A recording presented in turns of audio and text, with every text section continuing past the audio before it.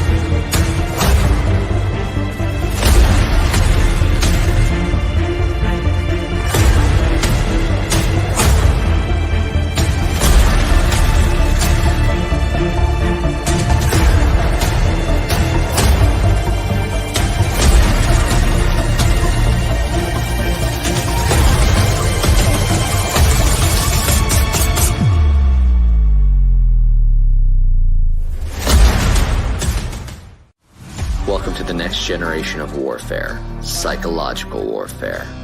In modern conflict, the mind is a potent weapon. Discover General Michael T. Flynn's groundbreaking guide, A Citizen's Guide to Fifth Generation Warfare.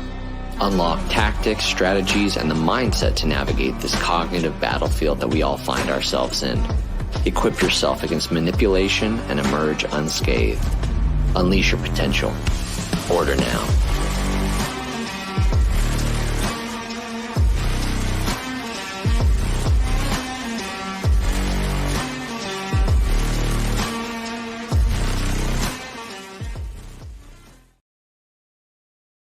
How's it going, everybody?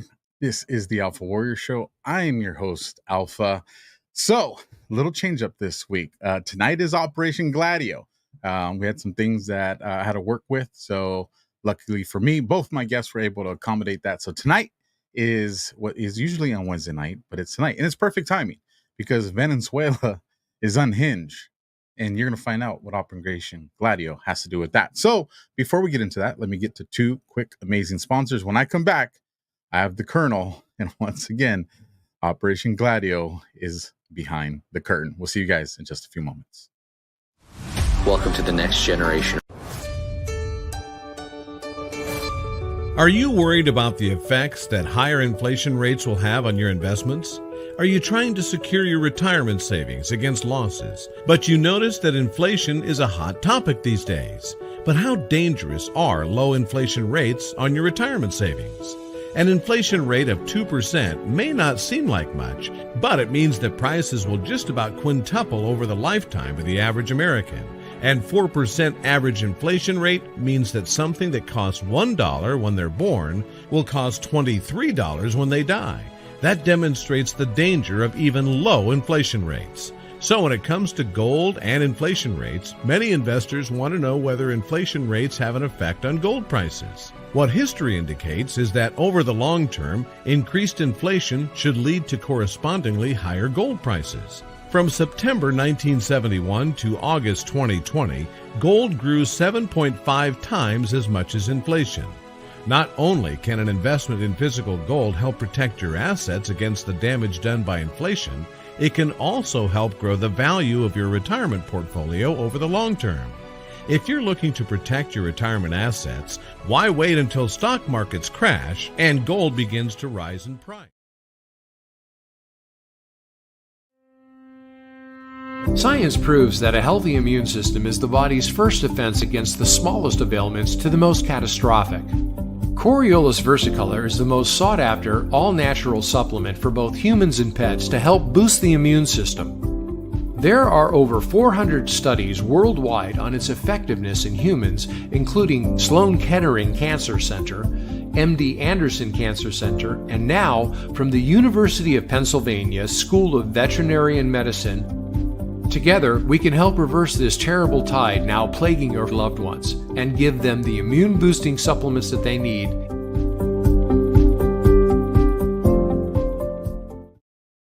Amazing sponsors, you guys. And there's plenty more sponsors, affiliates, and partnerships down there in the description box below.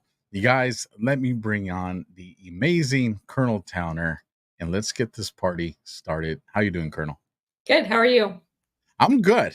Always rushing, as I usual. love the little emoji that you sent when I said we were going to talk about Venezuela. It was the what does it involve Operation Gladio these days?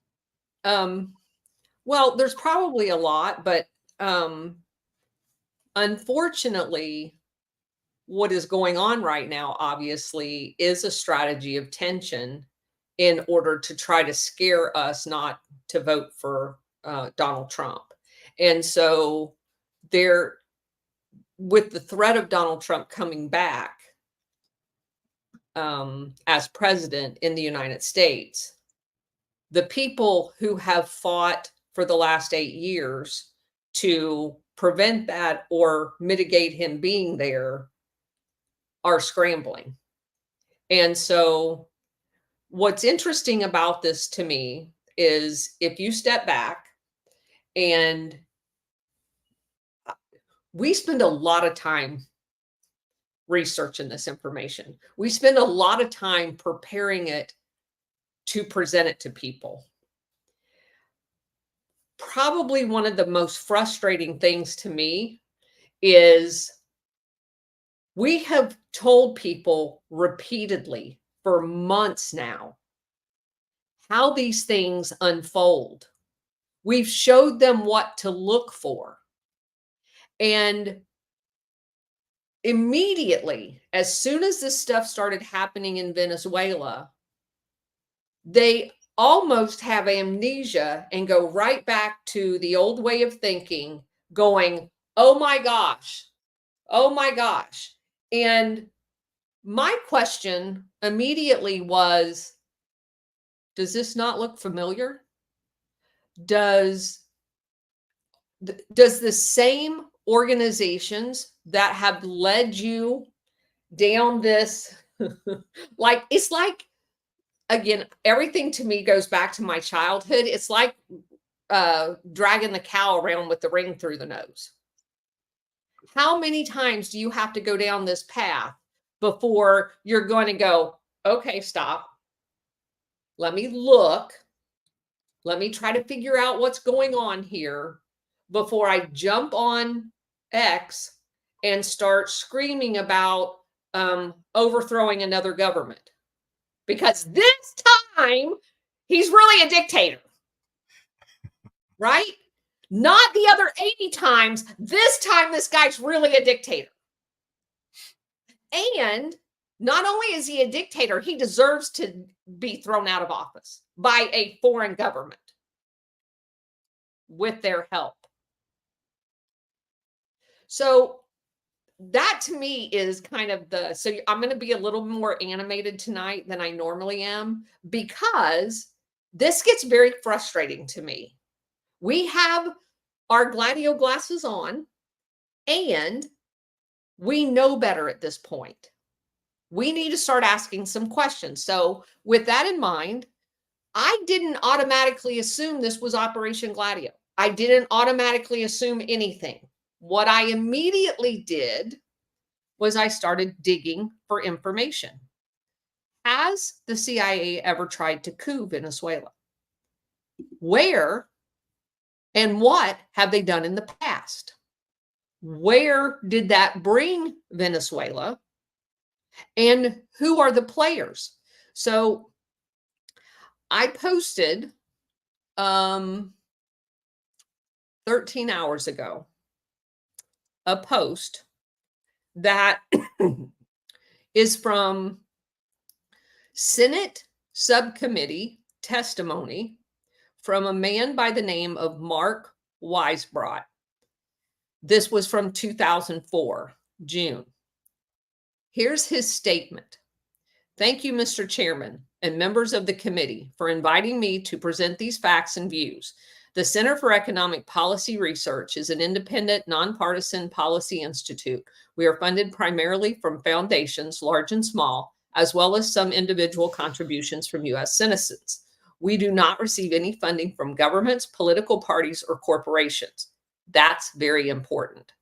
On the subject of this hearing, the state of democracy in Venezuela, there is much public confusion. To set the record straight, Venezuela is a democracy as much as any country in Latin America today. As Jimmy Carter said on a visit there, I believe that freedom of speech is alive in Venezuela as it is in any other country I've visited. The same is true for the freedom of the press, assembly, association, and other civil liberties. Anyone who calls the Venezuelan government authoritarian is in need of a dictionary, or perhaps needs to see the place.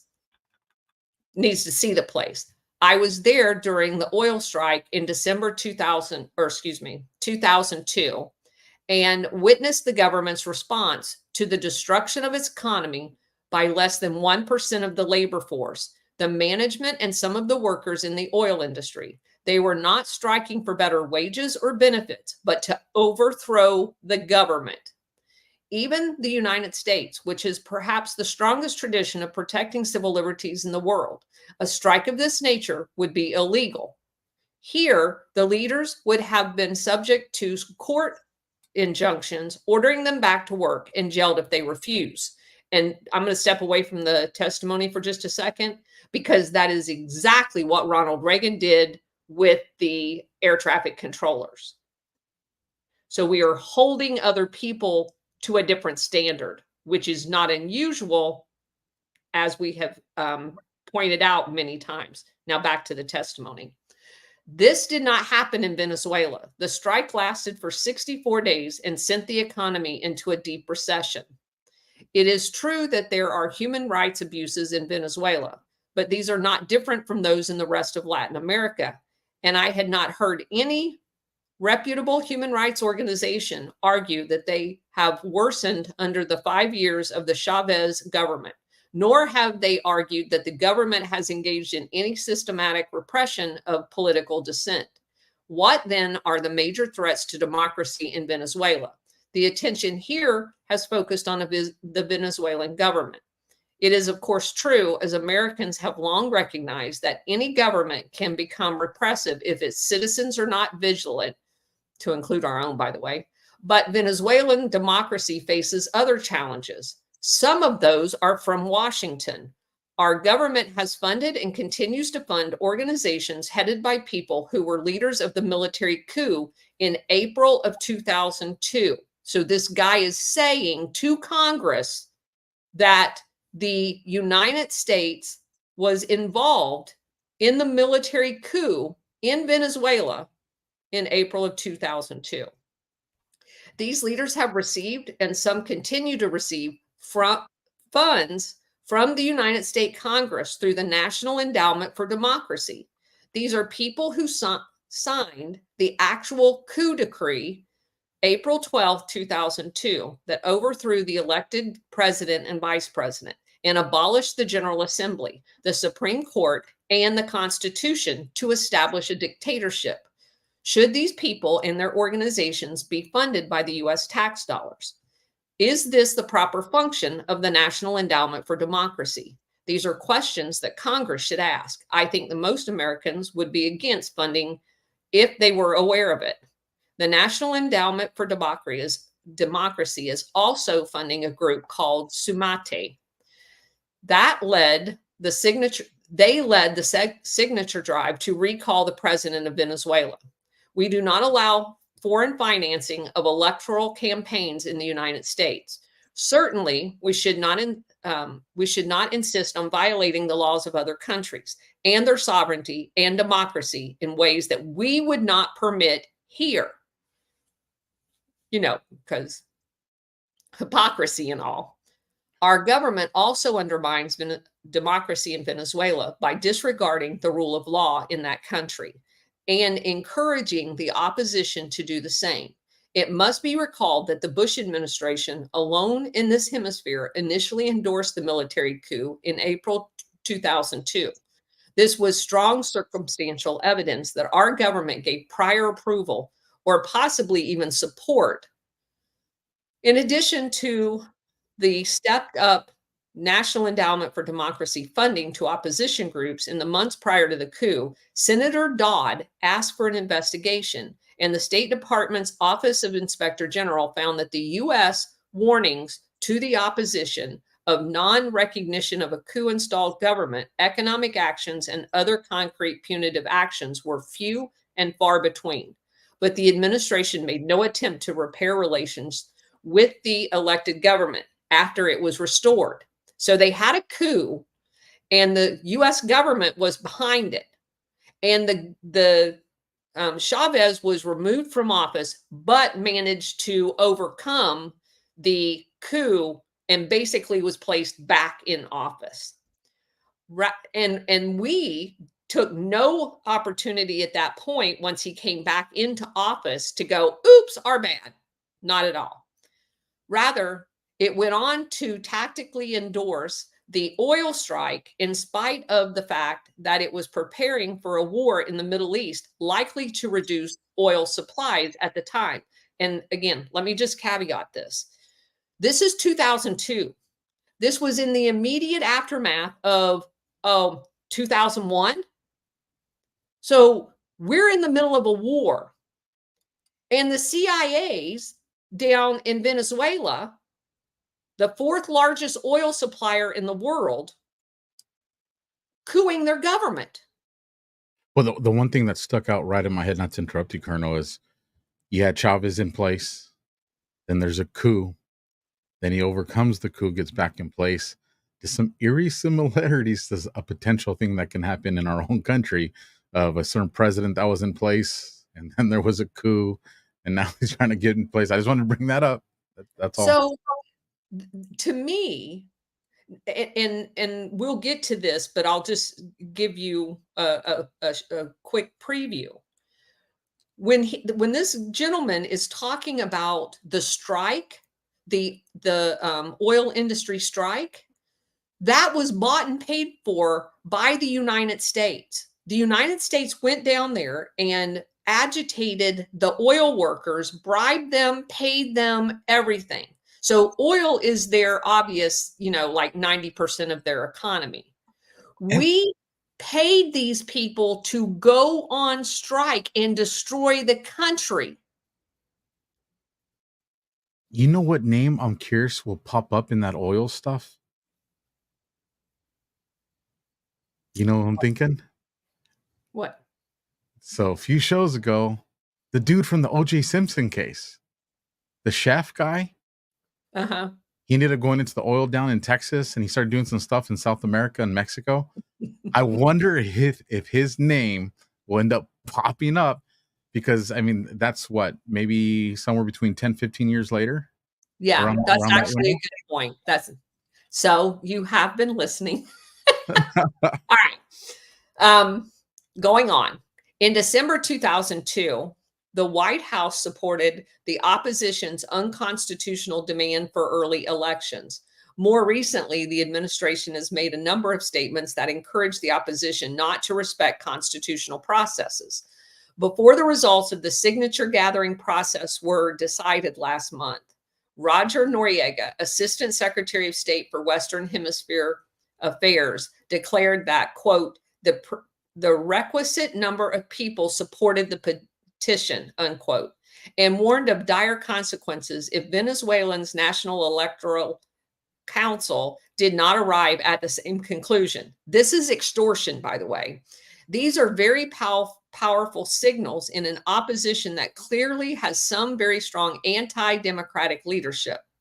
Although the focus here is on the government of Venezuela as a threat to democracy, it is worth recalling that the opposition only agreed in May of 2003 to pursue an electoral strategy after all extra legal means of overthrowing the government, including a military coup and several oil strikes, had been exhausted. The most powerful opposition leaders have not expressed any regret for any of these strategies, but on the contrary, have continued to state openly that they will only respect the results of the referendum process if they win. By contrast, the government has consistently maintained that it will abide by the results and has done so. A Los Angeles Times reporter interviewed one of the country's most respected pollsters from the firm Data Analysis, Jose Antonio Gil. The firm's polls are often cited in the U.S. press. According to the LA Times, he could, quote, see only one way out of the political crisis surrounding President Hugo Chavez. He has to be killed, unquote.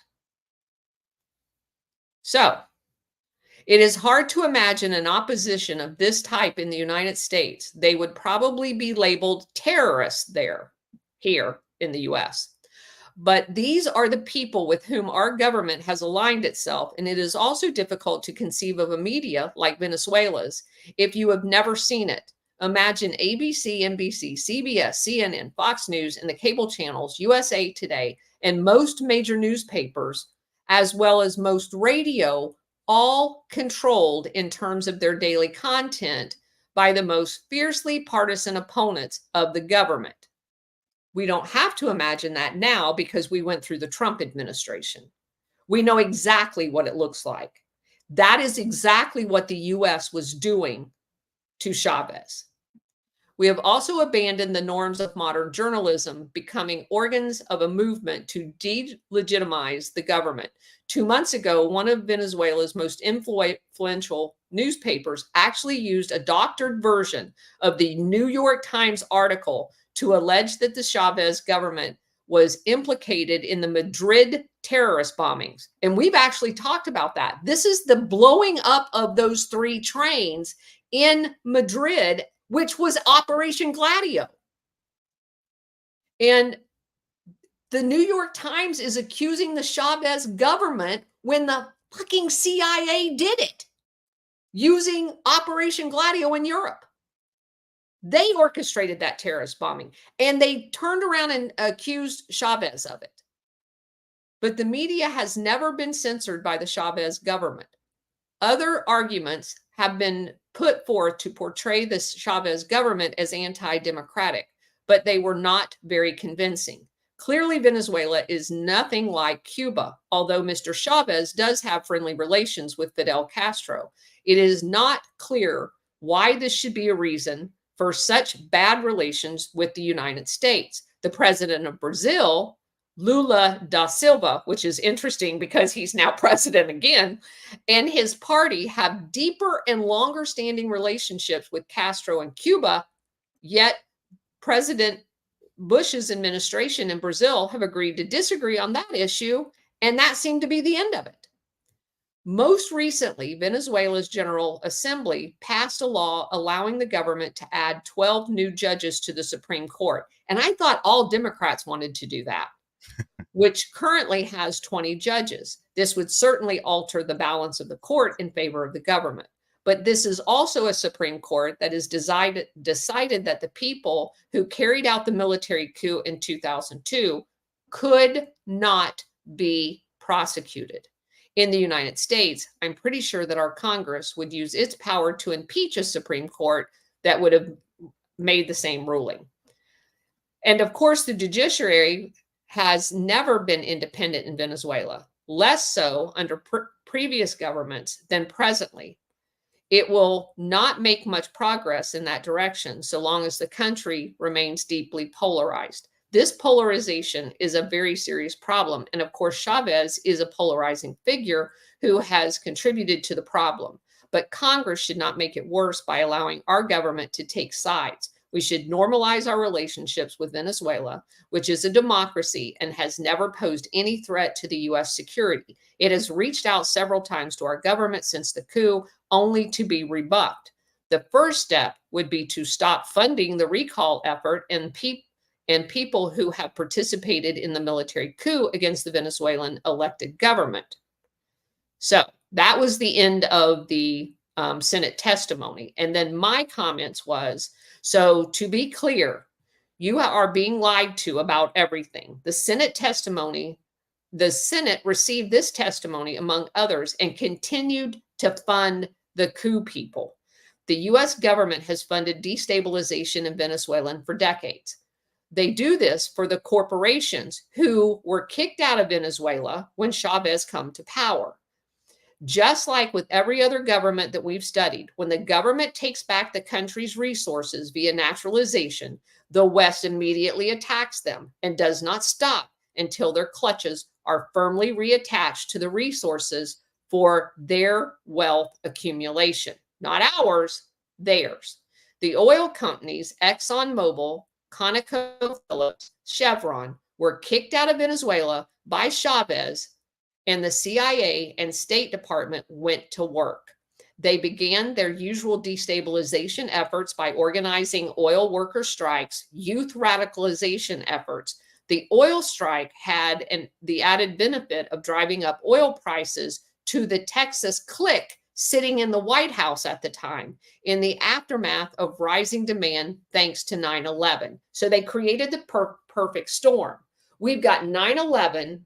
They go try to coup Chavez, create instability in Venezuela, the fourth largest oil producer in the world, which made the prices of the oil that we were going to be stealing in Iraq go crazy. You see the plan? I do. Do you see how that works? As was pointed out, the CIA state funded the support for the oil strike in 2002 to cripple Chavez's presidency in response to him nationalizing the oil industry. Chavez fired the striking workers and brought people out of retirement to address the strike, which weirdly enough was a Reagan-ish thing to do, but further pissed off the CIA and state. Do you see it? So the CIA fixed that by working with others to orchestrate a coup. They threw Chavez out of office temporarily, and once he returned, he began discussing selling oil to China and Brazil through Brazil to get out from under the U.S. thumb, because we were the largest buyer of Venezuelan oil at that point. Chavez worked out a credit system for Venezuela that needed medical care to go to Cuba, and he basically traded oil from Venezuela to Cuba. Do you even need to ask who was Brazil's president when all this was happening?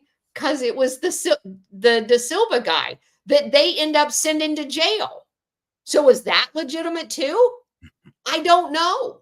But I think we legitimately have to ask questions. Was Da Silva set up and sent to jail because he was helping out Chavez? I don't know the answer to that. But what I do know is we've been lied to about everything else. And that's the point that I want everybody to start paying attention to. Stop believing the people that have lied to you for the last 80 years.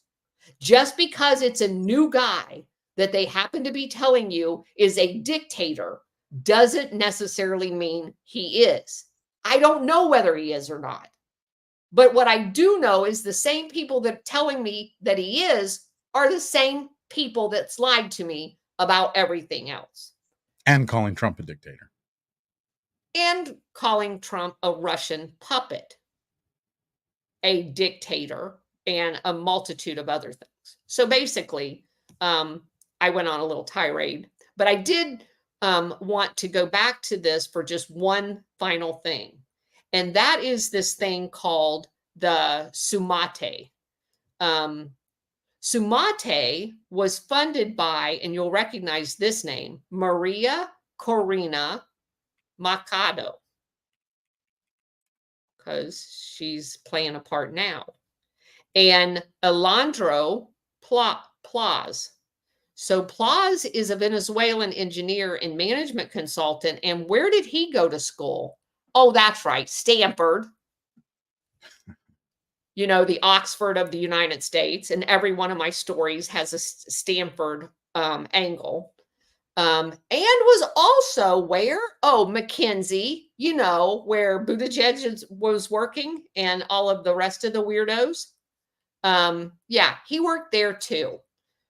And before taking a leave of absence to co-found this Stumate organization, when Venezuela tried to hold these two people accountable for their role in the coup, they were immediately bombarded with letters, all the people clutching their pearls saying, you can't possibly do that. Some of the letter writers was the Czech Republic president, who he has his own issues. Former Secretary of State Madeleine Albright. Oh my God, John McCain. Former Canadian Prime Minister Kim Campbell. Nicaraguan president was one of them. Now this is post Sandinistas, so not necessarily a good guy. Former Prime Minister of Bulgaria, and remember who he is. Bulgaria is the arms trafficking center for Operation Gladio, secondary only to Israel as far as illegal arms trafficking. So, you know, just call all your buddies that are in on the Operation Gladio, McCain, Albright, Dimitrov, all of them. And you write letters to the court and judicial process in Venezuela that says, you know, those guys that were there that just tried to coup your president. Yeah, leave them alone. Don't prosecute them.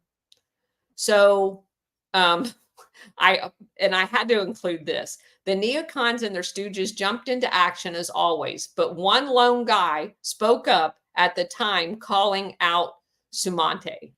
Jimmy Carter said that Sumante, quote, deliberately distributed this erroneous exit poll data in order to build up not only the expectation of victory, but also to influence the people still standing in line to vote. So we funded this, we orchestrated it, and you got the one long guy that everybody hates, Jimmy Carter, standing up saying, yeah, that's all bullcrap. You just keep making this shit up. All right. And they perfected it, because when you hear the name Jimmy Carter, everybody's immediate thought is something negative. Yes. And you have to wonder, like, would Trump be the Jimmy Carter if we didn't fix this thing? Would he be the Jimmy Carter 50, 60, 70 years from now in, you know, history books and the news cycle?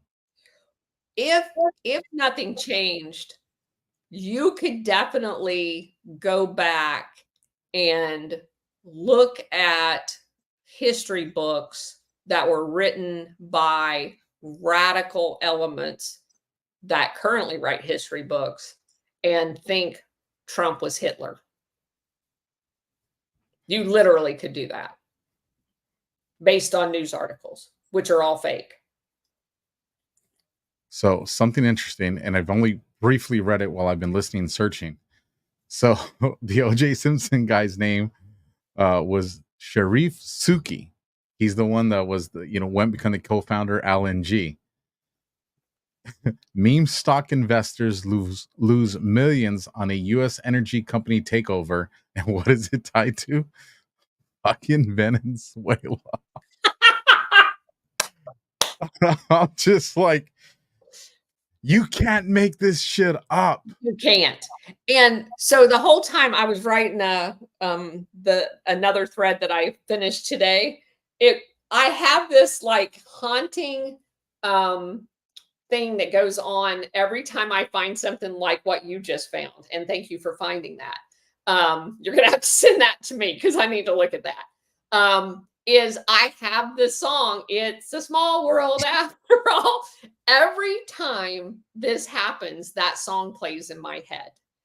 That's torture, but it does because it is a very small world. These names come up over and over and over again because it is all tied together. But what are the chances of even, like, nothing in the world would have remotely made me even consider that guy had we not been studying Operation Gladio? Correct. But that's what I'm saying. We first started this months ago, and my depiction to you was it's a skeleton. And once you have the skeleton in your room and you've been putting pieces, the liver, the heart, all of the different blood vessels connecting all of the critical parts, once you have started doing that, you now have a place. So when that information, when we went through the O.J. Simpson disclosure and connections, you now have that vision in your head where you've added a few more blood vessels connecting all the vital organs.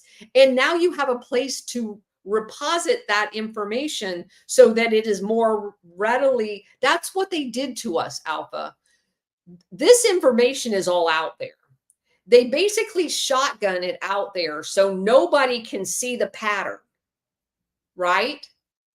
Stumbling across Operation Gladio gave us the pattern. It gave us the skeleton.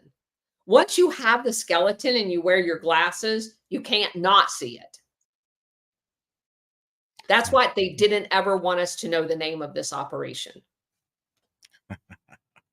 So let's move on to this next part. And real quick, for those that are new, and this is your first time seeing the Operation Gladio series, down in the description, about halfway to 2/3 of the way, not only you find all the links to follow Colonel, but you'll find the link to the Operation Gladio series that's on there where you can see, what we're talking about. Also, and right below that is the show link. So anything you see me bringing up on the screen, I put all the hyperlinks down there for you guys so you can track this and read the complete articles later when you have some downtime. And with that, I'll give it back to you, Colonel. Okay, so I came across an article that was written in 2013, and it's written in the UK by the Mirror, and it's asking the question, did the CIA kill President Hugo Chavez? And basically, they talk about he was sick for a while and out of the public view, and basically, when he died, he was only 58 years old, which is fairly young. And basically, it was said that he died of cancer, but there were a lot of people that believed, especially in Venezuela, that he was actually killed. I just want to throw that out there. I don't know. But I want to also bring to everyone's attention an article that was written it was written in 2016, and it says the 2002 coup, destabilization and revolution in today's Venezuela. And it had a lot of very interesting information. It's written by somebody that's kind of kooky, but the information about this talked about a person. It's actually a first person story. It was this person living there in 2002 when they were 17 years old in one of the largest areas of Caracas. And they were there during the actual coup. And it says the media's reaction to everything Chavez said and did was ferocious. Previous administrations ostracized our people for decades, causing us to suffer hunger and abject poverty. Due to this, we were largely illiterate. However, on television, Chavez spoke about political plans and shared new information that translated into a blossoming consciousness. In high school, they taught us the quote unquote advantages of globalization and free trade. Chavez talked about the neoliberalism adverse effects and the urgency to abandon economic models that fit the few. For me, a daughter of Colombian immigrants, my father was in construction and my mother was a domestic worker. I witnessed firsthand injustices in the labor exploitation. And I'm going to paraphrase the rest of this because I want to make two notes here. The Colombia tie, which is huge, and I'm going to explain why.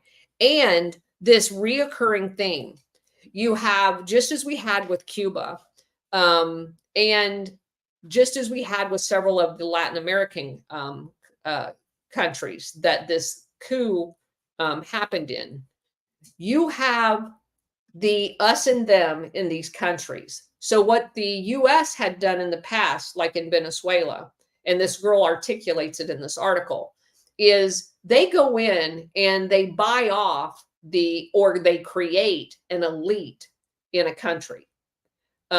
United Fruit did it in Guatemala, Nicaragua, and in several other places. Cuba, they were there too. And they do that by bribes, giving them jobs as like they take over the customs houses and they make one of those people like the assistant customs person. And now he's on the take and he's going to rat out his neighbors and blah, blah, blah.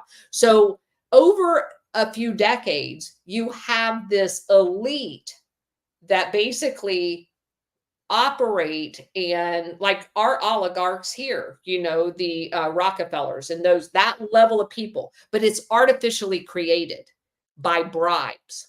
They didn't earn anything. They didn't invent anything. They're not giving anything back to their country. They're on the take, and they're on the take from a colonialist power called the United States. And so what happens is then you have everybody else, and everybody else are slaves to the elite and the U.S. oligarch corporations that come in. And one of the things that Chavez did by nationalizing the oil industry and kicking the U.S. oligarchs out. Oh, and by the way, he also wanted to nationalize their telephone company, which seems awful familiar because that's just like what they did in Chile. When Allende came to power, he wanted to nationalize the telephone company and get it out of ITT's hands because ITT was spying on them. That's what was happening in Venezuela too. Well, when they nationalized the telephone company, do you know what the State Department did? They wrote an article about, the only reason he was nationalizing the telephone was so that he could spy on his own citizens. I'm like, are you fucking kidding me right now? Our State Department is calling someone else out for spying on their citizens? Are you kidding me right now? So, yeah, it was, I laughed out loud when I read the article because it was like crazy to read that out loud. But that's the kind of nonsense. And we sit here and go, oh yeah, that's bad. You shouldn't spy on your own citizens. Like, what? So anyway, these are the kind of arguments that were being made at the time back in the early 2000s, before we knew we were being spied on. And remember what happened in Chile when they did nationalize the copper industry and the telephone and kicked out PepsiCo. Those three organizations went to the White House and literally paid the president money to use the CIA to kill Allende. Hello. So did the companies go to the White House. Was there an exchange of money? And is that the reason why the CIA began operating? So that's question number one. Number two, you have to pull up a map for me. And I'm sorry I didn't give you a heads up on this, but if you would pull up a map, I want to show everybody the relationship of Venezuela and where Colombia is. Already. Because I'm going to make a couple of points here. And we're also going to look at where Guyana is in relationship to Venezuela. And we bring it back there. We always go back to Guyana, right? All right, let me close that. All right, here we go.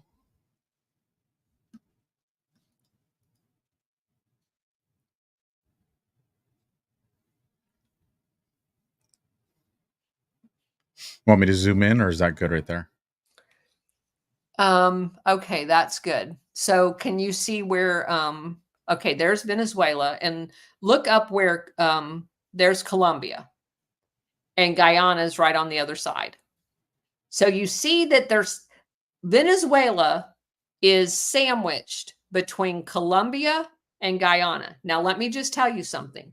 Do you see if you go to Guyana, you go from the water down and you have the first little westward bump and then the second westward bump. Right in there in those bumps is the second one is where Jonestown was located. Okay. You won't be able to see it, but like come down a little bit. Come down. Here's the most south tip right here. Yeah, but go back up a little bit. I'm looking west. Come on back up a little bit. Keep on going. Yeah, right in there. Right in that. Yeah. All right. So Jonestown, keep in mind, was a terrorist training camp to launch expeditions into Venezuela to destabilize it. Okay? That was its original purpose. Now, you go to the other side of Venezuela and you have Colombia. Colombia, over the course of the last 40 years, has accumulated over 20,000 paramilitary Operation Gladio people that the CIA, NATO, and every other intel entity in the world uses for Operation Gladio destabilization. Colombia entire border area to the east and to Venezuela's west is lined with paramilitary training apparatuses and major drug trafficking. Yep. Okay. So you have the perfect setup here in order to orchestrate any destabilization inside of Venezuela. They're sandwiched in between of the two. Okay. Now, we're going to move on. Just before we leave the map, this Panama and the Panama Canal is just so close to all this. You know, just going into what's going on at the Darien Gap and all that stuff. It just... Absolutely. Well, and I mean, for that, yeah, that's a whole, that could be its own show. Okay. So, another article, let's see. The bottom of this article from the Mirror. It says Iran, Latin America leaders, including Fidel Castro and Argentina's Cristina, because this is old, Kirchner, were fans, but to the U.S. government, he was the enemy on the doorstep, talking about Chavez. Relations with Barack Obama and his predecessor were so cool, some in Venezuela believed his death at 58 was the work of the CIA. All right, so let's move on to the next article. And let's see. This is from The Intercept. It was written in April 2021. And it says Joe Biden carefully avoided taking a public stance on the coup in Venezuela, but later ratcheted up. And they're talking about the old one, the 2002 one, but wanted to ratchet up efforts to get Hugo Chavez out of power. Joe Biden carefully avoided publicly supporting or condemning the brief April 2002 coup against Venezuelan President Hugo Chavez. Senior Bush administration officials had met with some of the Venezuelan coup plotters before the attempted coup. And there's pictures of them, of Bush meeting, sitting, and they're going around the internet right now. He is sitting down talking to the woman that was responsible for the coup. He refused to condemn the removal of a democratically elected government and falsely claimed that Chavez had resigned. Despite these revelations, Biden equivocated on the coup during an appearance on CNN. Let me choose my words here, Biden said, as he can't talk, describing the administration as somewhat inept and calling the meeting with the coup leaders maybe premature. And beyond that, I'd rather not comment. The coup was quickly reversed and Chavez returned to power with his elected term slated to run until 2007. In December 2002, just months after the coup, Biden joined Republican lawmakers in calling for direct U.S. involvement in forcing early elections in Venezuela, which, by the way, is unconstitutional. We have, for them and us, we have to ratchet this up, Biden said. We need someone of significant stature in that position. With Chavez still in power in 2006 and threatening to cut off U.S. oil shipments in response to the ongoing coup plots that continued and threats of U.S. sanctions, Biden denounced what he called the axis of oil that bestowed undue influence on anti-democratic governments. Oil money makes Hugo Chavez believe that he can take Fidel Castro's place as the prime anti-American troublemaker, Biden declared. And again, this is old. All right. Next thing. This is a thing that's talking about declassified documents back Venezuela's president's claim of U.S. aid to opposition groups. This was written in 2004 in February. On Monday, the U.S. government denied giving funds to groups seeking to oust Venezuelan President Chavez. However, declassified documents proved that they spent at least $800,000 of U.S. taxpayer dollars in support of the opposition group. On his weekly live radio show, Hello, Mr. President, Venezuelan head Hugo Chavez announced that his administration had obtained proof of direct funding of the U.S. government to his opposition groups. President Chavez declared that the proof of U.S. funding of groups working to destabilize and overthrow his government through unconstitutional means is now circulating on the internet. Specifically, he confirmed the existence of documents dictating the opposition group, Sumate, had received, and he names a bunch, from the National Endowment for Democracy as part of more than $800,000 distributed to anti-Chavez organizations in 2 years. The evidence referred to by the Venezuelan leader was made public via the World Wide Web on a website called Venezuela FOIA, FOIA.info. The site, funded by a private 501c3 in the U.S. called the Venezuelan Solidarity Committee, contains hundreds of documents evidencing the direct chain of financial aid, various U.S. government departments to Venezuelan opposition groups, and a veteran investigative journalist, Jeremy Bigwood, an expert on FOIA, had put it together. This act enables citizens to formally request blah, blah, blah papers. We know what it is. Also, it says the documents discovered through Bigwood's FOIA request on Venezuela reveal a consistent pattern of funding of various U.S. agencies and entities such as the State Department, National Endowment for Democracy, to several known anti-Chavez groups. And then it talks about some other funding that Sumante got in September 2003 through 2004.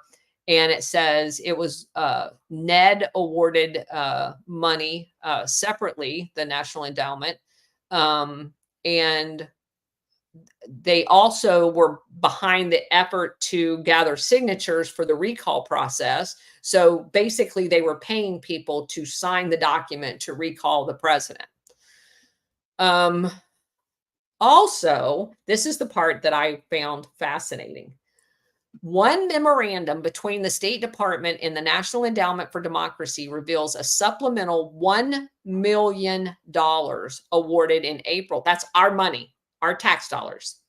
April 2002, right after the failed coup, that was slided for Ned's National Endowment for Democracy's Venezuelan benefactors. The primary grant recipients included International Republican Institute, the National Democratic Institute for International Affairs, the American Center for International Labor Solidarity, because they're getting ready to plan the oil strike. See what I'm talking about? And the Center for International Private Enterprises. And then there was a handful of smaller entities. So what I did was I came over here and I just so happened to look up the International Republican Institute. It has a very interesting history.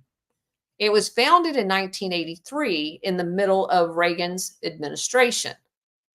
And it actually was established right after Ronald Reagan made a speech to the British Parliament, which I found very interesting, where he talked about helping countries build the infrastructure of democracy.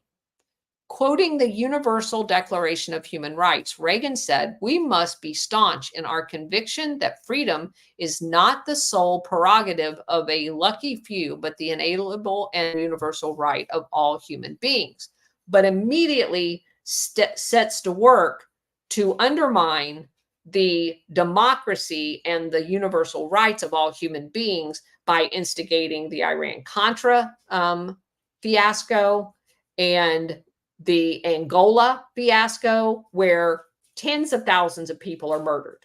So these flowery speeches mean zero. So let's go down here and look at the IRI's Established Freedom Award and who actually got it.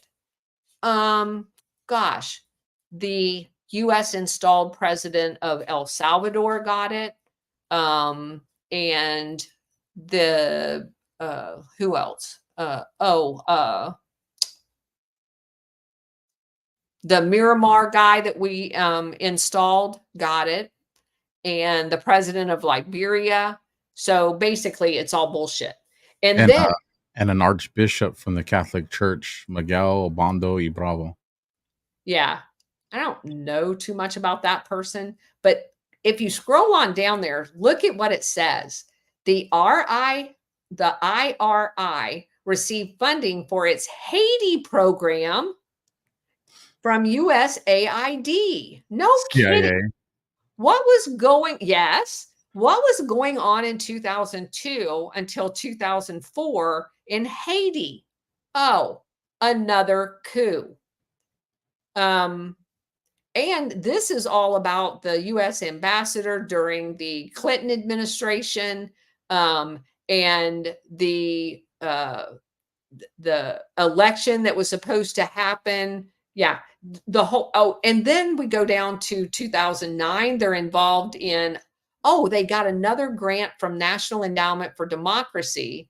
Now, this is a Republican think tank taking money from the National Endowment for Democracy to deal with the 2009 Honduran constitutional crisis, which, when you look into that, had everything to do with the CIA again. Oh, and look, then we're going to also talk about, we got money for Cuba, and any number of coups there. We got money for the Middle East, and this organization was involved in Egypt and Tunisia. So this is just another one of those things, and I had not come across this one before. This one looks like it'd be an interesting Gladio 2 one. It says the military rulers who gained control of Egypt following the January 2011 revolution considered this foreign funding and inference in Egypt's internal affairs for the one. That's one of the second paragraph in the Middle East one. Yeah, and it says it received $7 million from USAID. $7 million. So this is the money laundering. It's wild. This is the money laundering. And go down, you look at China, you look at Africa, you look at Asian Pacific. They have gotten money and have been actively involved. And look, they even have a field office in Taiwan that they set up in October 2020. Imagine that. The drug manufacturing capital of the world and the Institute for Republican, the International Republican Institute, has a freaking field office in Taiwan. What? And look at the list in Eurasia. Every one of those damn places is where they have had a coup and they're trying to get into NATO. Armenia, Belarus, Georgia, Kazakhstan, Moldova, Ukraine, Uzbekistan, every one of them. Every one of them. I can't wait to post about this. And then, let me see the other one. Oh, yeah. Then move on to the National Democratic Institute, because they get one too. And they get USAID money too. And it was founded at exactly the same time. So we're going to hand out money to the Republicans and we're going to hand out money to the Democrats through the CIA front USAID. Now you know why they don't want to mess with the CIA? Oh, and look at who's all on the board of directors there. Tom Daschle, Babbitt, Stacey Abrams, Donna Brazil. Oh, Johnny Carson. What the hell? Yeah, all garbage. Madeleine Albright was the board chair until she died, like forever. And then look at that. Oh, they were involved in the Chile bullshit, Nicaragua, Northern Ireland, Taiwan, and Hong Kong. No kidding. North Korea, Ukraine. And they were, it says right there that they were involved in the Ukraine in the 2000s, which would have been the 2004 revolution. Yeah. Oh, and then look, there they are in Venezuela, funding all of this bullshit. Isn't that crazy? It is. I just wanted to take it right back to Taiwan and Hong Kong real quick. I just want to read these few sentences and just tell me what, you in the audience, what does this sound like? In April 2020, NDI released a documentary, Canary in the Digital Coal Mine, exploring Taiwan's civil society response to counter disinformation and misinformation amid national elections. NDI announced the decision to open its first field office in Taiwan October 2020 and hired former Taiwan diplomat Alfred Wu as its inaugural field director in March of 2021. Taiwan President Tsai Ing-wen spoke at the NDI celebration of Democracy Gala in December 2020.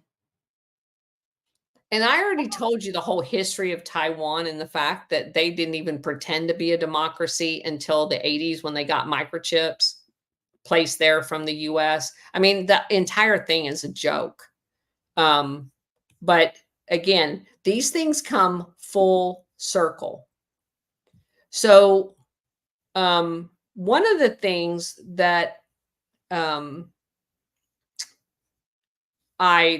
because I was just looking at all of that stuff, I pulled up this one article on the Haiti involvement. And I did this for this reason.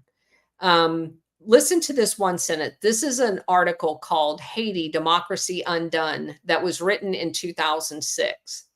In early 2004, when the government of Haiti faced a serious threat from armed rebels who had crossed the border from Dominican Republic, the U.S. government made it clear they supported the elected president of Haiti, Aristide, which they did not. They overthrew him. The policy of this administration is not regime change, Colin Powell said, as they regime changed. And a few weeks later, Aristide was overthrown.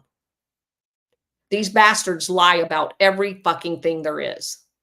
They are looking at the man right in the face and say they're not about regime change as they're planning to overthrow the man's government. But the point I wanted to make about this is the armed rebels that are on the border. And we've talked about this on several shows. The Dominican Republic had Operation Gladio terrorist training camp built all along their border that they shared with Haiti. And that is what the United States government uses to control Haiti. They are the armed gangs, not the Haitians. Every time you hear someone lying to you on television about there being armed gangs in Haiti, you need to laugh out loud because they are lying their ass off. They put, and a lot of them are actually the hired guns from Colombia now, that we have trained to be terrorists, that they deploy into the Dominican Republic. Not that they need any more, but they do. And they put them in these terrorist training camps, and they use them to go into Haiti and cause the strategy of tension there. And that's it. Just what we were just explaining was going on along the Colombian border with Venezuela. So there you have it. Just more of the same shit. So Chat is going wild with the information you're putting out there. Do you want me to bring up Kag's video that he went up there? So yes, I do. Yes, I do. Please do that. I have it teed up. So here we go. Oops. That's the next video. Let's see. I just got a text from who is that? Liza.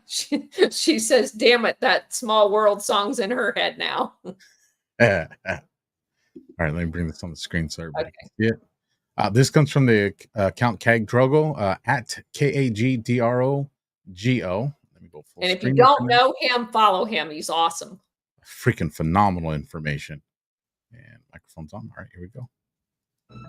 We economic hitmen really have been the ones responsible for creating this first truly global empire. And we work many different ways.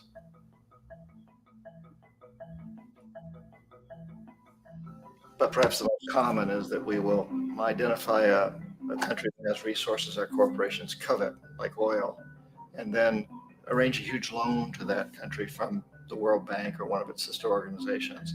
But the money never actually goes to the country. Instead, it goes to our big corporations to build infrastructure projects in that country, power plants, industrial parks, ports, things that benefit a few rich people in that country, in addition to our corporations, but really don't help the majority of the people at all. However, those people, the whole country is left holding a huge debt. It's such a big debt they can't repay it, and that's part of the plan. They can't repay it. And so at some point, we economic hitmen go back to them and say, listen, you lost a lot of money, can't pay your debt, so sell your oil real cheap to our oil companies. Allow us to build a military base in your country, or send troops in support of ours to someplace in the world like Iraq, or vote with us on the next UN vote to have their electric utility company privatized and their water and sewage system privatized and sold to U.S. corporations or other multinational corporations. So there was that whole mushrooming thing, and it's so typical of the way the IMF and the World Bank work. That you put a country in debt, it's such a big debt it can't pay it, and then you offer to refinance that debt and pay even more interest. And you demand this quid pro quo, which you call a conditionality or good governance, which means basically that they've got to sell off their resources, including many of their social services, their utility companies, their school systems, sometimes their penal systems, their insurance systems, to foreign corporations. So it's a double, triple, quadruple whammy. It is interesting to me how this system has continued pretty much the same way for years and years and years, except the economic hitmen have got better and better and better. Then we come up with, very recently, what happened in Venezuela.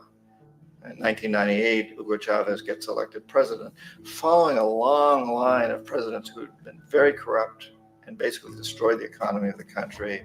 And Chavez was elected amidst all that. Chavez stood up to the United States, and he's done it primarily demanding that Venezuelan oil be used to help the Venezuelan people. Well, we didn't like that in the United States. So in 2002, a coup was staged, which is no question in my mind, and most other people's minds, that the CIA was behind that coup.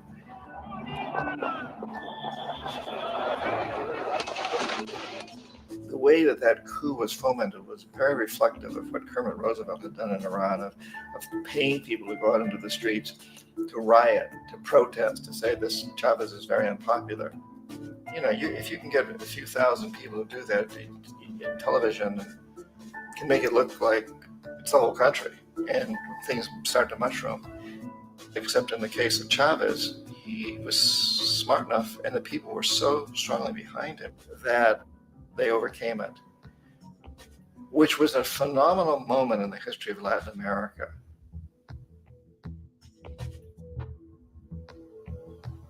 Iraq actually is a perfect example of the way the whole system works. So we economic hitmen are the first line of defense. We go in, we try to corrupt governments and get them to accept these huge loans, which we then use as leverage to basically own them. If we fail, as I failed in Panama with Omar Torrijos and in Ecuador with Jaime Roldos, men who refused to be corrupted, then the second line of defense is we send in the jackals. And the jackals either overthrow governments or they assassinate. And once that happens and a new government comes in, boy, it's going to toe the line, because the new president knows what will happen if he doesn't. In the case of Iraq, both of those things failed. Economic hitmen were not able to get through to Saddam Hussein. We tried very hard. We tried to get him to accept a deal very similar to what the House of Saud had accepted in Saudi Arabia, but he wouldn't accept it. And so the jackals went in to take him out. They couldn't do it. His security was very good. After all, he had one time worked for the CIA. He'd been hired to assassinate a former president of Iraq and failed, but he knew the system. So in 91, we send in the troops and we take out the Iraqi military. So we assume at that point that Saddam Hussein is going to come around. We could have taken him out, of course, at that time, but we didn't want to. He's the kind of strong man we like. He controls his people. We thought he could control the Kurds and keep the Iranians in their border and keep pumping oil for us. And that once we took out his military, now he's going to come around. So the economic hitmen go back in the 90s without success. If they'd had success, he'd still be running the country. We'd be selling him all the fighter jets he wants and everything else he wants. But they couldn't. They didn't have success. The jackals couldn't take him out again. So we sent the military in once again, and this time we did the complete job and took him out, and in the process created for ourselves some very, very lucrative construction deals. Had to reconstruct a country that we essentially destroyed. Just And pull that off. Yeah. So that's crazy. But I wanted to say a couple of things. You remember, for those who have watched me for a while, we talked about the Iran coup and what prompted the Iran coup back in the 1950s. Mossadegh got elected, and they have a parliamentary system. So he was elected by the parliament in order to be the prime minister. And what did he say? Number one, he was going to do? Nationalize the oil in Iran, so that the Iranians, they were collecting 14 cents on every dollar of profit from their own oil. BP from London owned the concession for Iranian oil. They kept 86 cents of every dollar, and they gave the Iranian government 14 cents because it had been ran by a corrupt Shah. And so Mossadegh gets elected, and he nationalizes the oil industry. And what's the first freaking thing the CIA does? Coup him. And notably, I don't know if you caught it, the guy that was the CIA station chief that got all the people out in the streets and did everything that they're doing in Venezuela, Kermit Roosevelt, FDR's grandson. No shit. I'll tell you what makes me nervous is, he says they send in the economic hitmen. And if that doesn't work, then they send in the jackals. I'm trying to figure out where they're at with our country. Do they think here? Are they going to try the economic hitman again? We saw a jackal move just about 2 weeks ago. And if the economic things aren't working for them, go ahead, Colonel. Let me correct myself. Because I just had a gnawing thing. Kermit Roosevelt was Teddy Roosevelt's grandson, not FDR's. So sorry, go ahead. Oh, no, you're good. So it goes into the kind of contingencies that we've been talking about, but now there's actually like a formal strategy that this gentleman laid out. Is, since it's not a foreign war that they start, is it a civil war that they try to start? Using their words, because you guys know I'm not about the term civil war when it should be a revolution in the context of what people really think they're talking about. But that's what the whole strategy of tension is all about. It is that civil unrest, whether it's a war or not, is a matter of degree. But the unrest has been started a long time ago. And that's what they use to control the people. And they just keep ratcheting it up. That's why I have said from the beginning, once they got to the attempted assassination phase, which you could clearly see was going to happen based on everything that we have gone over. Once you get to that point, they've already committed. It's kind of like in football, you've committed to running down you're not going to stop at this point. They have to be tackled. They have to be put out of the game because they are going to run, and it doesn't matter how many people pile on. They're going to keep moving the ball down the field until they are not on the field anymore. So that doesn't paint a pretty picture for the next couple months. So, and let me also point out something else. While I was doing this research, another thing kind of came into, because after I listened to Dog's video, another thing came into play for me. When that man mentions private prisons, the entire open border, we began privatizing prisons right about the time where Reagan gave amnesty in the late 1980s. And that's when immigration took off. And that's the reason why they do not capture immigration status on any of the Bureau of Prisons prisoners. You cannot look on any statistic and get an accurate amount of illegal immigrants in our prison system. But if you look at the correlation between all of this, because this is all about them making money, you privatize the prison system and then you open the floodgates by granting amnesty, and you destabilize all of the countries in Latin America, which they did all at the same time. And then you get this flood of people up here. You're going to get the bad guys. Oh, and by the way, you shifted the entire used to be Cuban drug industry into Colombia, Nicaragua, Guatemala, El Salvador, and all of that, all the way up through Mexico.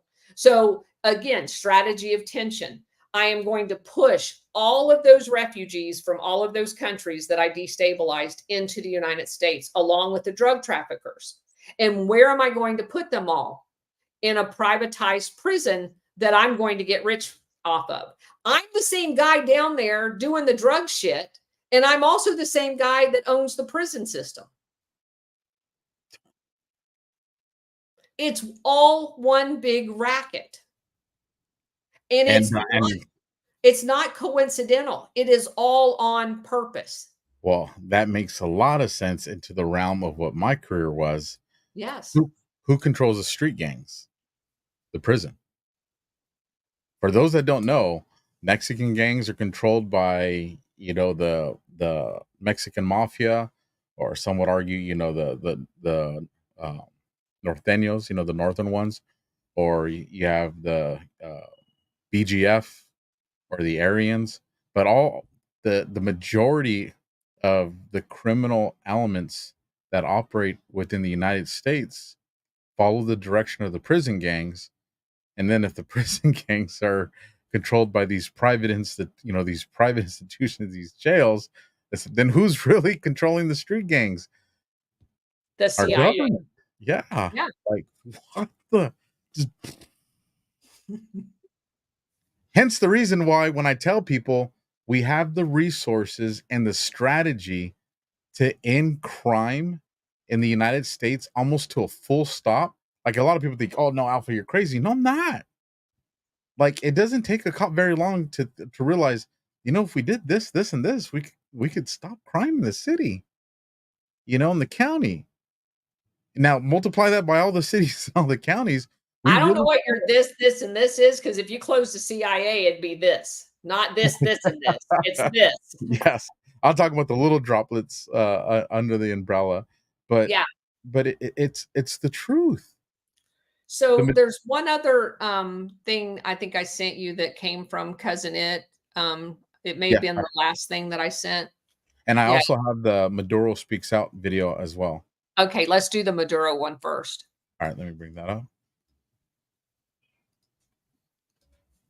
All right, here we go. Let me maximize it. All right, here we go. Ellos ponen una sonrisa de frente en su diplomacia por engaño, pero por detrás tienen el puñal. Y si les crees a su sonrisa, te descuidas, te volteas, te apuñalean. Así ellos han actuado casi 200 años, asesinando presidentes, asesinando líderes en el mundo, asesinando presidentes en Estados Unidos. John F. Kennedy. ¿Quién lo mató? El sistema. Comprobado. Crearon lo que hoy se conoce un falso positivo, con un tal señor de apellido Oswald. Eso es conocido. He's calling them out. En un documental película llamada JFK, bastante documentado. Kennedy lo mata la mafia criminal de Miami y lo mata la CIA. Porque él pensaba y estaba trabajando por acabar la guerra de Vietnam y por entenderse con Cuba y cesar el bloqueo y la agresión contra Cuba. This is all true, by the way. Que el mismo día que lo matan, a la misma hora que se sabe la noticia, un 22 de noviembre de 1963, Fidel Castro estaba en Varadero, en una casa protocolar, y estaba conversando con un enviado especial del presidente Kennedy. Y le estaba entregando 2 cajas de puros, de habanos, para que se lo llevara de regalo, porque al presidente Kennedy le gustaban los puros cubanos. Y en ese momento entró uno de los asistentes del presidente Fidel Castro, el comandante Fidel Castro, creo que era primer ministro para entonces, y le dio la infausta noticia. Prendieron el radio y se enteraron de las noticias. El mismo día, a la misma hora, estaba Fidel recibiendo un enviado especial para conversar un plan de regularización de las relaciones. El sistema lo asesinó. The system killed him. A long history of assassinations. Golpes de Estado en el mundo. Coups all around the world and a lot of money involved. Recientemente condenamos el intento de asesinato del expresidente Donald Trump. Y hay muchas dudas. And there's a lot of questions about who's protecting Donald Trump. Why they allowed the shooter. Hay muchas dudas que se han expresado en Estados Unidos. Ahora están tratando and they're trying to cover it up. Así que ese imperio acostumbrado a la violencia, a los golpes de Estado, They prepared a preparó scenario un escenario against sobre Venezuela. Venezuela. Is that So crazy? it's absolutely crazy. And I want to apologize to the audience because I forget not everybody knows Spanish. So I'm glad you started translating it, Colonel. 'Cause I'm Basically, he's just calling out the United States, and he's saying that the CIA and the United States have been behind coups and assassinations all over the world, to include their own president, JFK. And then he moves on and says that he was one of the first people to reach out and comment on the Donald Trump attempted assassination, and that it didn't surprise him at all that that happened, because it is coming from a country that is steep in coups and assassinations, and that he finds it very odd that there's so many questions as a result of that. And so we got one more thing there from let me grab that real quick. And for those that were like, you weren't reading the the subtitles for us. The link will be down in the description so you guys can go back. You guys really need to watch that one again and make sure you read it, because he snitched everybody out on that. Holy smokes. And let me also say something else about that. While Kennedy was working behind the scenes to negotiate a opening with Cuba, because he did not want a long-term adversarial relationship like was continued after him, in France, the very same day, November 22nd, the CIA was over there giving a poisoned, I think it was a pen, a poisoned Dr. Gottlieb from the CIA magic trick bag to a potential a double agent to go assassinate Fidel Castro for like the 15th time. Same day, November 22nd, 1963. They are working a peace deal, and the CIA behind the president's back is trying to kill him. 100%. And I just want to let you guys know, the Rumble rants, I will read them at the end of the show. So no, I didn't neglect them. I didn't miss them. I'm just going to save them for the end of the show, and then I'll read them. So let me bring up, because I have two. I have that screenshot you sent me, and I have this one, Colonel. So is this the one that you want to bring up from Cousin It? Or was it this that you're talking about right here? All right. That one says, read what it says in the... Yeah. But now the government and the opposition, with the help of Norway as mediator, have drawn up an agreement that aims to ensure that billions of dollars frozen abroad will be gradually released by the UN managed fund to put towards healthcare, education, and food aid. Okay, so now that is dealing with the United States back when they did the coup, that they actually did what they have done in every case, like what they just did with Russia. They froze all of the Venezuelans' assets, in addition to orchestrating those strikes on the oil fields in Venezuela, to do what the economic hitman was just talking about.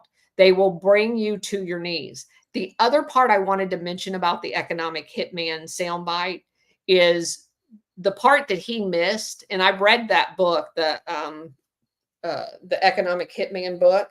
The part that he missed is when they go in the World Bank and the IMF, and they give those loans to those countries, in addition to bartering participation in war or votes in the UN, there's another thing that they do, and they do it with the World Wildlife Fund. They will go in and steal property out of that country under the designation of a national forest. So what they do is the World Wildlife Fund, the little panda association, is they will say the IMF gives them way more money than they could ever pay back. And, you know, and like at the beginning of this, we said that money doesn't go into the country. It goes to U.S. companies that then go supposedly and do something when they basically embezzle most of the money and they pay off the elite there, which is how they buy their access to the markets there. So anyway, there's like $5 billion floating around somewhere, but not doing anybody any good in Venezuela. Then what Venezuela has on a book is a debt for $5 billion that the people of Venezuela owes, not the government, the people. So then the World Wildlife Fund comes knocking on their door saying, hey, you know that loan that you got that you can't pay back? You've got this national forest sitting over here that we want. And what we will do is we'll pay off your loan if you give us access to that national forest. And you're not going to be allowed in it. And we're basically going to take it over. And that is where we have found in the past Operation Gladio installations where they launch attacks out of, because they have the keys to the lock and it's in the middle of a national forest where you can't see shit. It's the perfect place to hide. And it's all restricted. And it's all restricted. Because they're trying to protect turtles. Yeah. Something like that. That's what they tell us here in Southern California. Yeah. Or the hoot owl or the fish or whatever. It's all lies. It's all lies because nobody goes dirt biking. It's all freaking lies. All right. Let me bring up that other article right here. All right. This one was actually talking about you can't even make this shit up. All right. So they charged Maduro. This is a DEA announcement. And there's actually a America's Most Wanted poster. They charged Maduro and 14 current members and former members of the government of Venezuela for narco-terrorism, corruption, drug trafficking, and criminal charges. This is our Drug Enforcement Association is charging the sitting president of another country for drug trafficking when the fucking U.S. government CIA set up the entire drug trafficking network. And they have people embedded in the DEA working there today. Who knows this? They set it up. It's their network. And they have the audacity to announce charges against a sitting president. This right here is what I would call a contract hit. Yes. Very well said. That's what this is. Yeah. Under the guise of, no, this is a hit. Well, what's the reward? I mean, it is a lot of money. There's actually a stated reward. And it's in the millions of dollars. I'm trying to see if I can scroll through to find it. Up to $10 million. Yes. That's a contract. This is... The U.S. government put a contract out for another head of state. Called it a warrant. Done. Called it a freaking warrant. Right there. Jesus, man. This is... This is wild.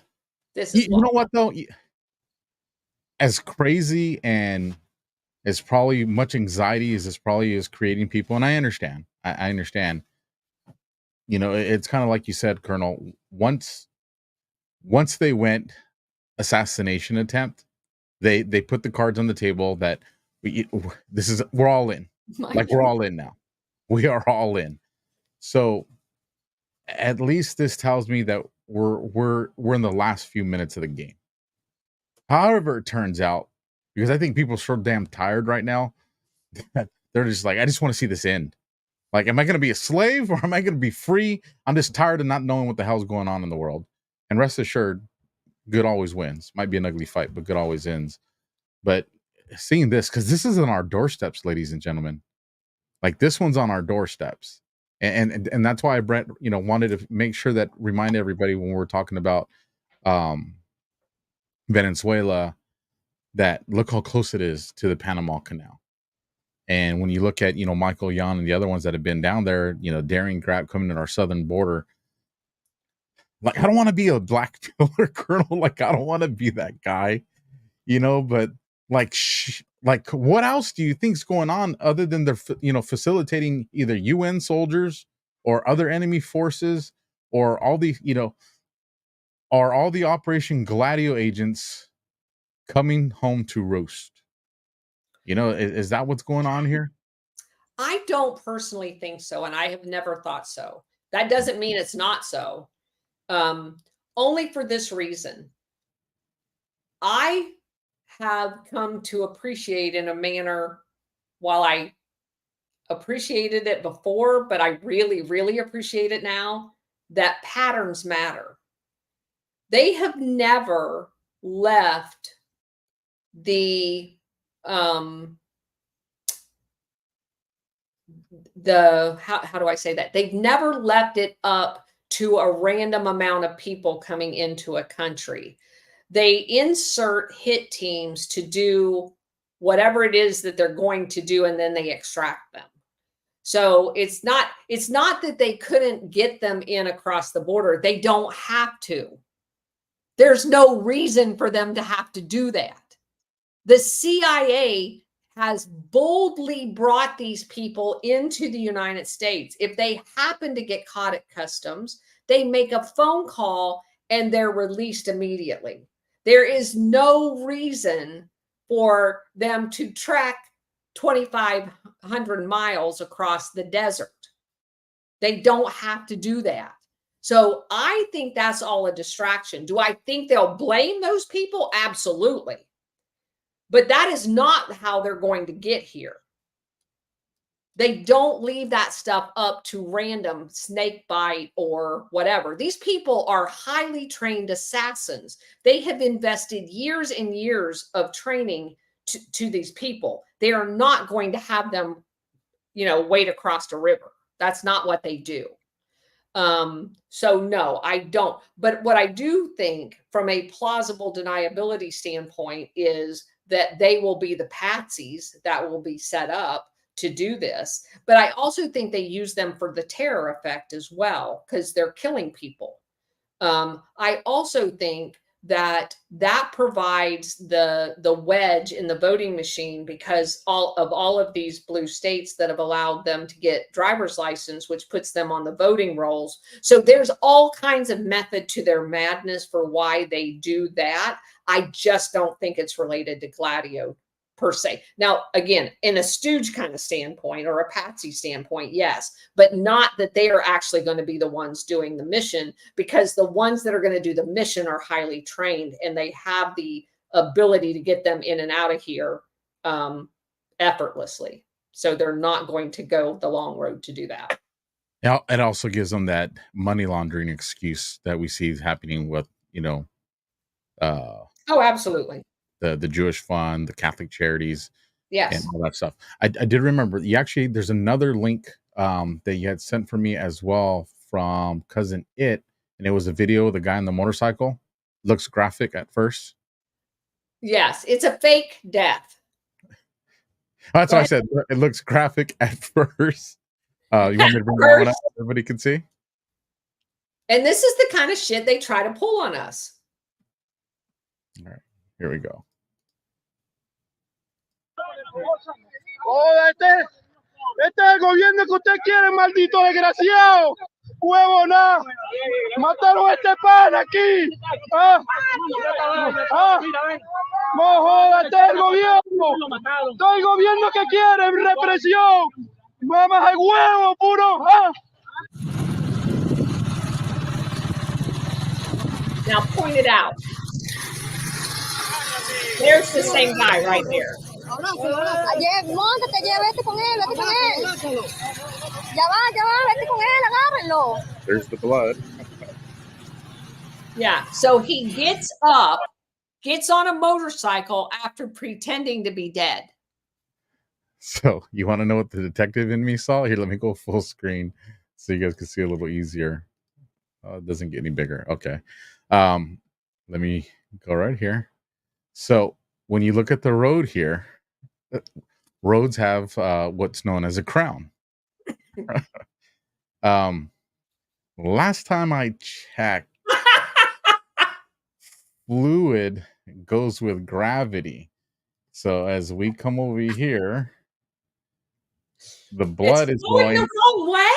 going uphill. It's going the wrong way. What the hell? And the reason they crown roads is so when oil and all that stuff that leaks from from vehicles and the rains, that's why roads have a very slight crown. So the blood should be going. Blood doesn't run uphill. Blood should be going the other way on this one. So just a little thing. Now you guys got a little tip. So when you guys see, crime scenes out on the roadway, just remember there's a crown. I think if you actually come across a real crime scene, the blood's going to go the right way. Yes. Just saying. Yes. So very, very interesting little. When you have a real crime scene, you don't have to be a detective. Yeah, you don't have to be a detective when it's a real one. Speaking of patsies, and I'll bring us back to answer some questions that the audience has, and we do have a Rumble rant that I want to make sure we get to. Let me pull this off the screen. I ended up creating because there's all these schematics that people are putting out regarding Trump's assassination with the water tower and all this. I was like, you know what? Let me just do a quick one that kind of shows what me and the Colonel are talking about. So at least a legitimate one's out there. All right. So let me just say this. For the first time today, one of the congressmen, what's his face, that was actually the sniper. Crane? Eli Crane? Huh? I believe Crane's the sniper. Eli Crane, the one that was Navy SEAL? I don't think it was him. No? But anyway, one of them is actually there showing the point that I made, that everybody was like, oh, that's not true. That's not true. Oh, yes, yes, of how high the guy has to get over the ridge line in order to get the shot in on Trump. And did you see that today? If it's the one I'm thinking, I know it was Corey Mills. I think it was Corey Mills that put it up. Yeah. And I'm like, he was with somebody. He was with somebody else. As a matter of fact, I want to say, I'm Chad Caton, I'm fired up, put the video out from Corey Mills that went out there with the sniper to do that, because I want to say it was today. My days blend. Yeah, I know, mine does too. But I just want to say, I told you so, guys. To every one of those who afterwards goes, oh no, that's not true. I got a big kiss my rear end to every one of them. Yes. So here's one of the popular ones, frames, templates that people use. And so I just threw in our arrows to kind of show people what we're kind of talking about here. So obviously up here, you have the two sniper teams on the two barn houses. You have the stage with President Trump. You have the distance between President Trump and the patsy being approximately 150 meters. I think it's like 152 or 153. And then back here is that second tallest building, where that shooter, if he's shooting, and obviously these arrows can adjust to move over a little bit, would have that direct line of sight. So I changed it a little bit so people could see it this way too, to make it look a little bit easier. So now you just see the two sniper teams on the top right hand corner of the screen. You see the yellow triangle being, where Trump was on the stage.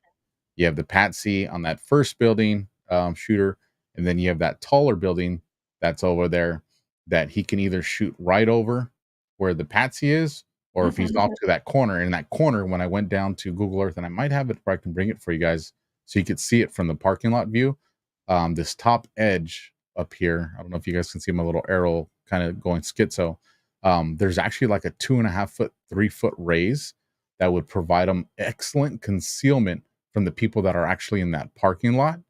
And then there's a telephone pole that comes up right here, and it shows them just perfect position that these trees would actually give him cover from both these sniper teams, and still allow him to have the same point of view, or a very close point of view trajectory as this patsy right here. Exactly. And I think ultimately that's what we're going to find out.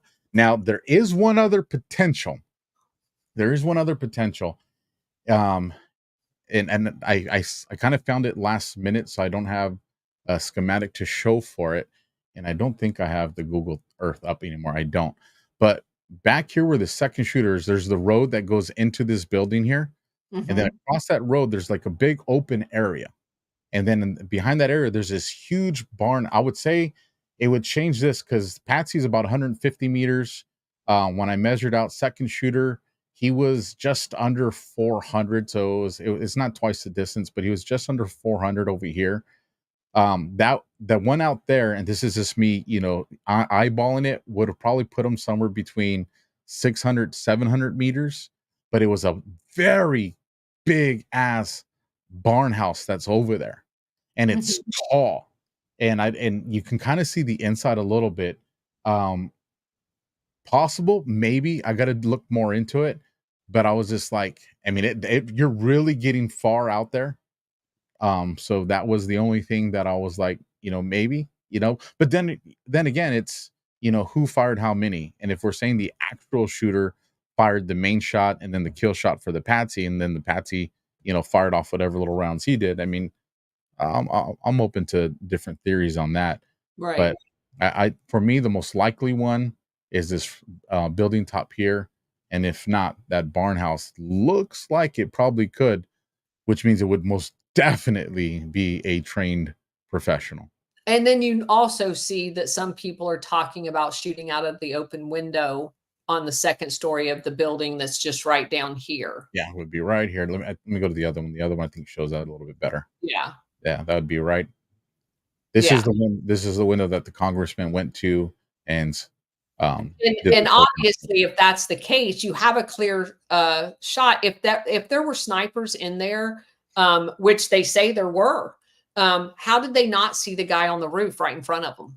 And that's the crazy part to me, because if I'm in that building and gunfire is loud, you guys, from the rifle.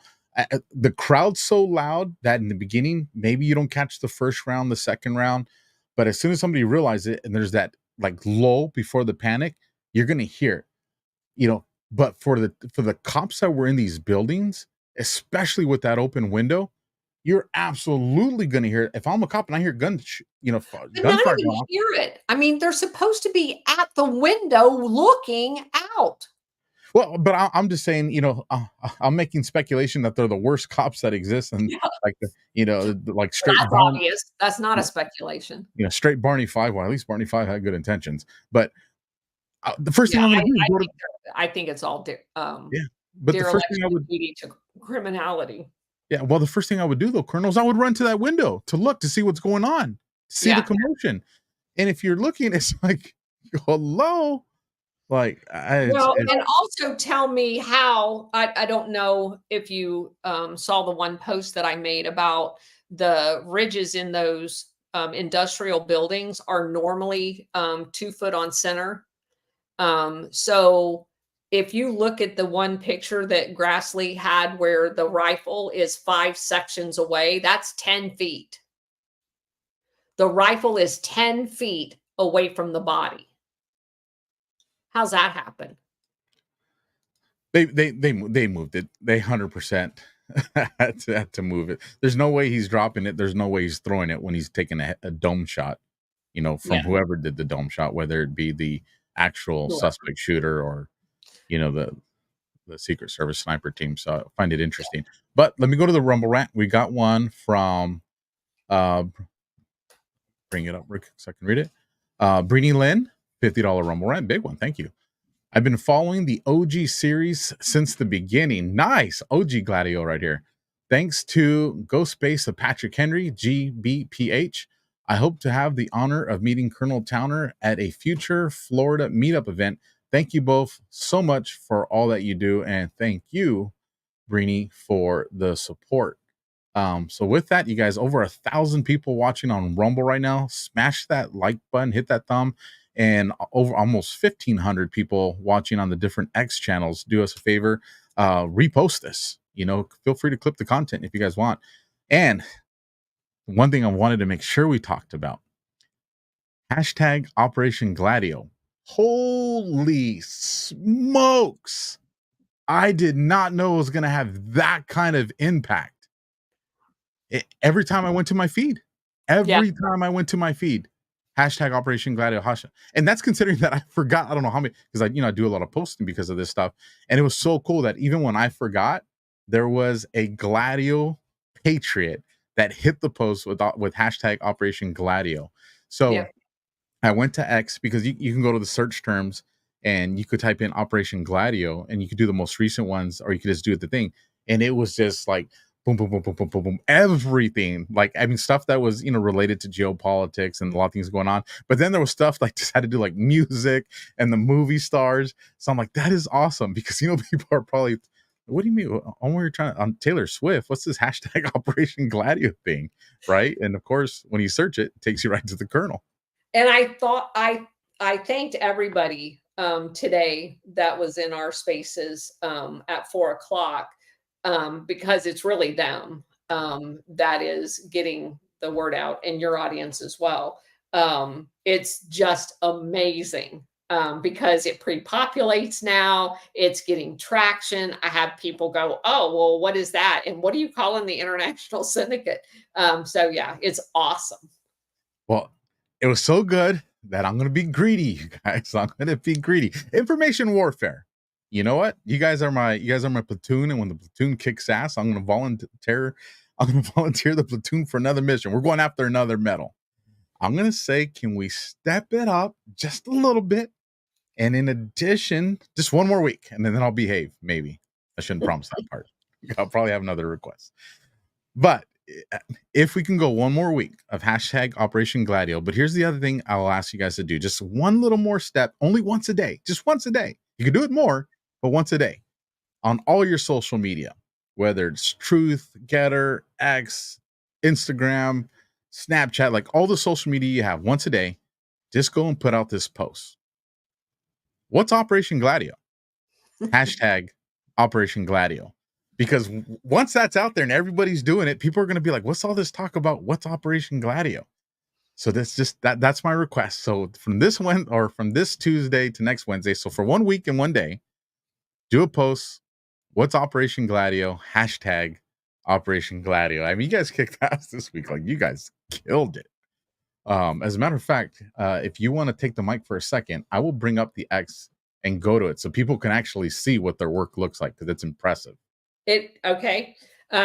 While you're doing that, I do have an announcement. One of the reasons why, I mean, Alpha had his own reason, but I too had a reason why we need to tape or go live tonight instead of tomorrow night.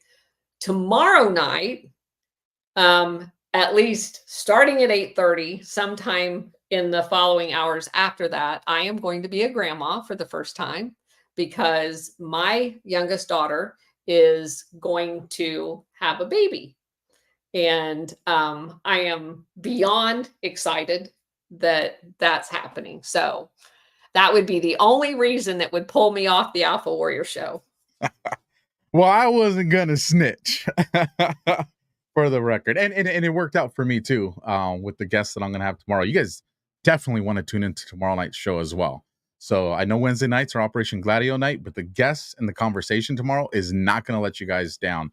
So make sure you guys tune in for tomorrow's show. Let me bring up on the screen your guys' work. This is what you guys did. This is freaking impressive. I'm just going to scroll. Every single one of these is Operation Gladio. I'll try to slow down a little bit so you guys can see. This is it. Operation Gladio. And I'm just going to keep doing it for a little bit so you guys can see. And you know what? So you guys can see your names and your avatars. And yes, I'm just doing the X one. But I think, credit's due where credit's due. And you guys just totally kicked ass. This is impressive. So while I'm scrolling through this, let me take this opportunity to make sure I support my sponsors, my affiliates, and my partners. You guys, down in the description of this show are the people that pay me, that take care of me. Like, this is how I make my money. This is my business. But the other thing you're going to find down in the description is all the links for Colonel Towner. You're going to find her X link. You're going to find her Rumble channel link. You're going to find, and like I said, once I'm done with the editing tonight, you guys will have all the links to the things we brought up on the screen tonight, the videos, all of it will be there. So that way you guys can go save it, clip it, share it, whatever you want to do. Oh yeah, I know that guy. All that stuff will be there. In addition to that, you'll also see the series link, which has all the Operation Gladio things we have. So if you want to do a post or what's Operation Gladio question mark, and you want to get a little bit in more depth, you can even link that, which will take them to the playlist, which has all the Operation Gladio videos. And as you can see, we're just going into the 4-hour mark. This has been going on for a week, you guys.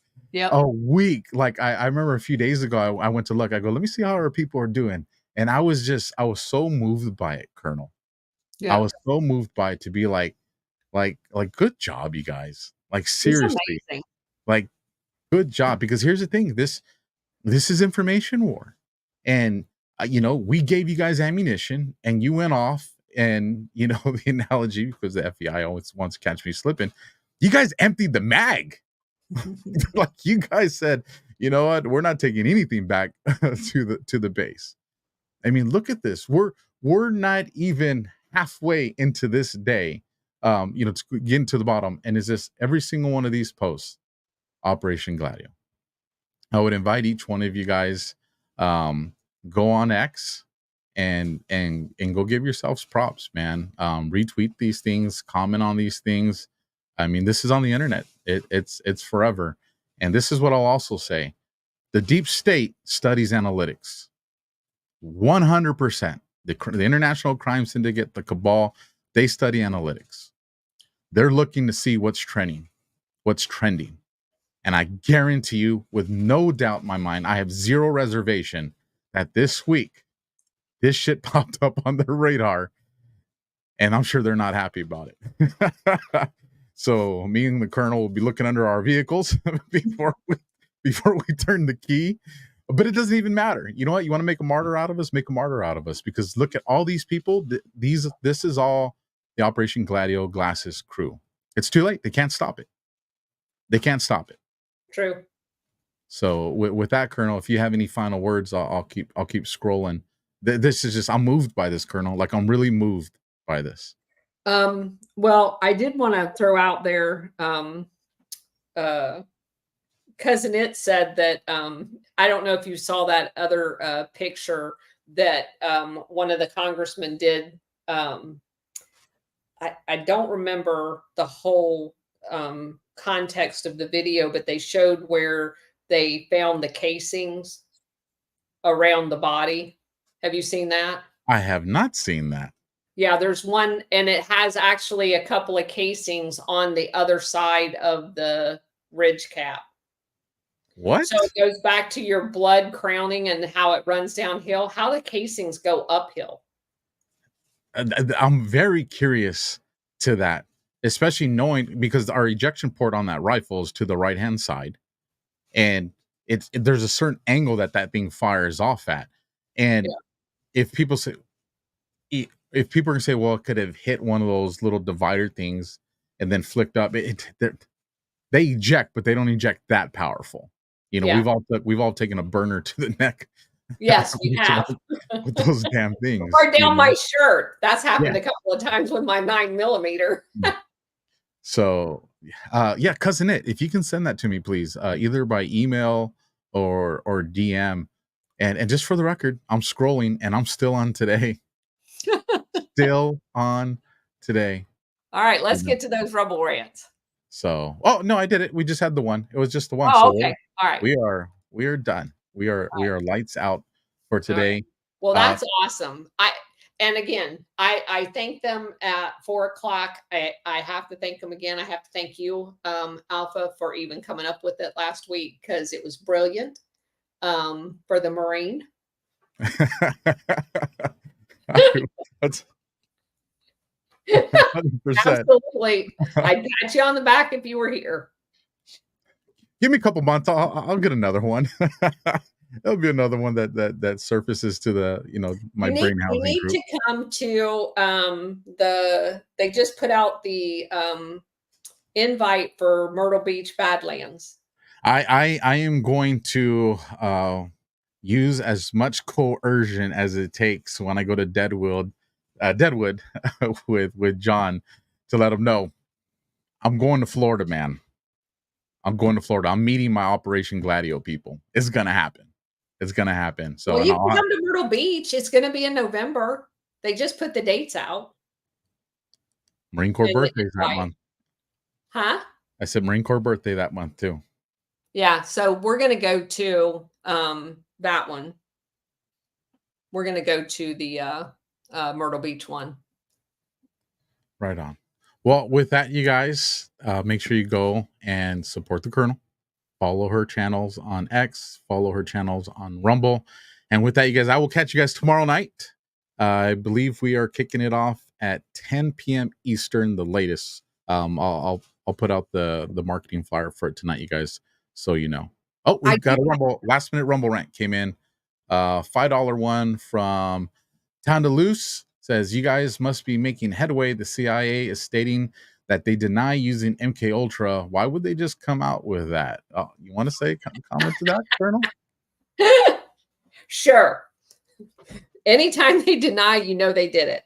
I do have one other thing. We just decided on the date for our next local.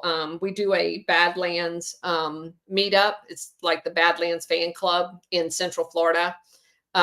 It's going to be September 21st at 2 p.m. So you guys can mark your calendar for those of you who live in Florida. We did the first one we did. We had somebody drive down from Atlanta, which is like 8 hours. Hold on. Yeah. Something's playing. I don't know where it's coming. Can you guys hear it? This is creepy. Okay. Ooh. This is creepy. What the hell? That was trippy. I figured out where it came from. Okay. They're coming to get you. Alpha's not suicidal. I'm enjoying my life, you guys. Me neither.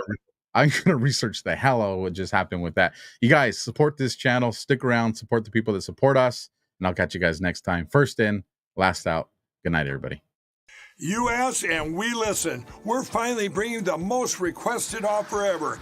Get the queen size premium MyPillow, now only $19.98.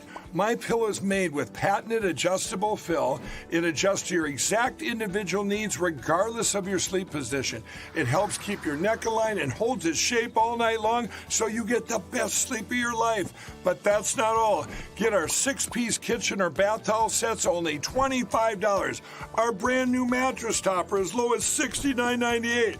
Get our famous MyPillow bed sheets for as low as $25 and so much more. So go to MyPillow.com or call the number on your screen. Use your promo code to get huge discounts on all MyPillow products, including the premium queen-size MyPillow, only $19.98. That's the lowest price ever. Don't delay. Order today. From all of us here at MyPillow, thanks America!